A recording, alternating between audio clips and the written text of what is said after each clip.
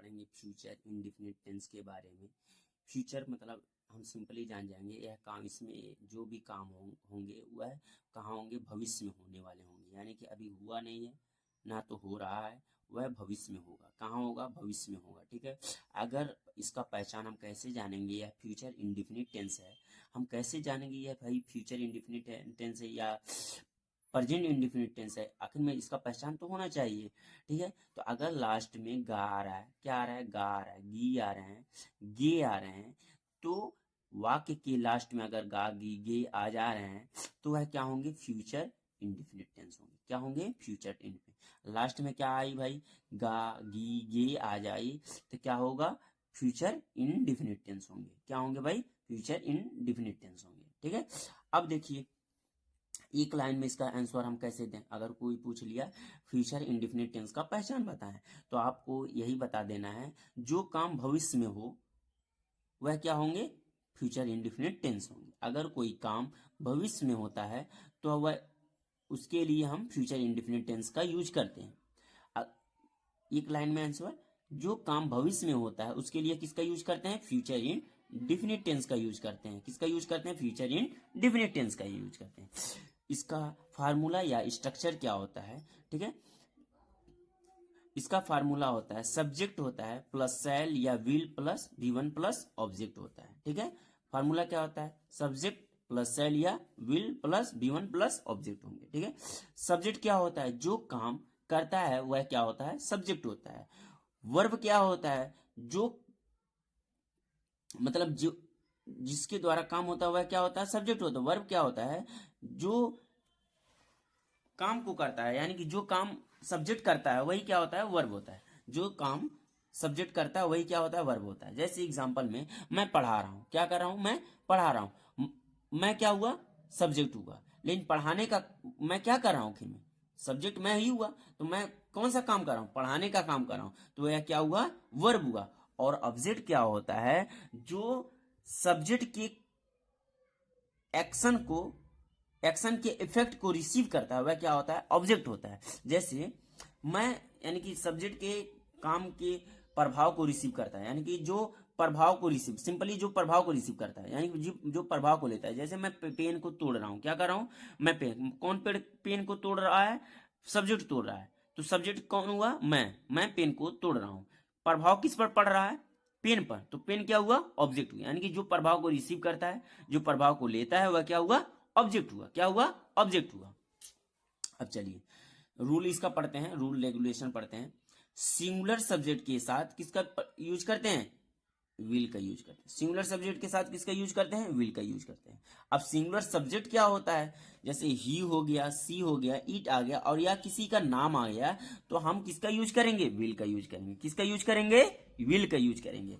अब दूसरा नियम क्या बोलता है कि प्लूरल सब्जेक्ट के साथ सेल का यूज करते हैं।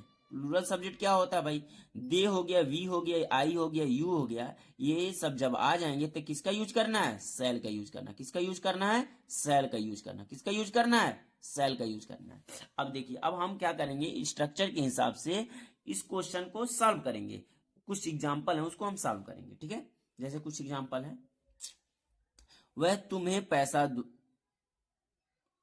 देगा, वह तुम्हें पैसा देगा। ठीक है, वह तुम्हें क्या करेगा, पैसा देगा। अब देखिए, सब्जेक्ट को पता करने के लिए हमें किसका को सब्जेक्ट को पता करने के लिए हमें कौन का क्वेश्चन करना पड़ता है, किसका क्वेश्चन करना पड़ता है, कौन का क्वेश्चन करना पड़ता है। और वर्ब को पता करने के लिए सब्जेक्ट क्या कर रहा है इसका क्वेश्चन करना पड़ता है। और सेंटेंस में ऑब्जेक्ट को पता करने के लिए किसका क्वेश्चन करना पड़ता है, यानी कि कहां और क्या का क्वेश्चन करना पड़ता है। जो आंसर मिलता हुआ है क्या होता है, ऑब्जेक्ट होता है।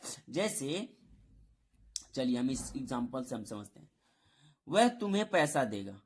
पहले सब्जेक्ट, पहले किसका यूज करेंगे, सब्जेक्ट का। सब्जेक्ट इसमें कौन सा है, कौन पैसा देगा, वह।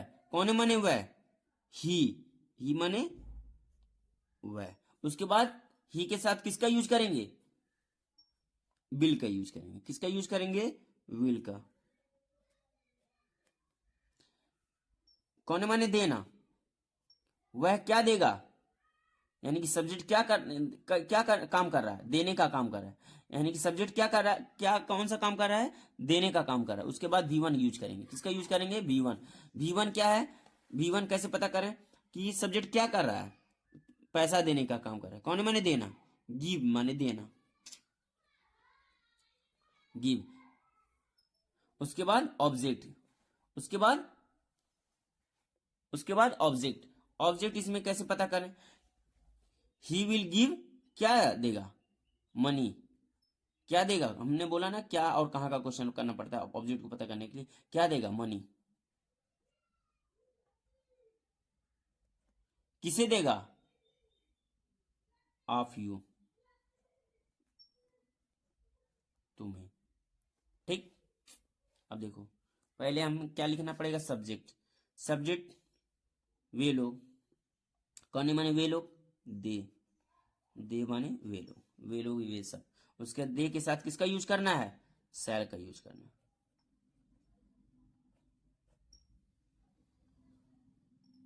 उसके बाद V1 है, तो V1 कहाँ जाएंगे, क्या V1 क्या होगा, जाएगा। कौन माने जाना, गो माने जाना। कहाँ, गो टू मार्केट। कब, टुमारो।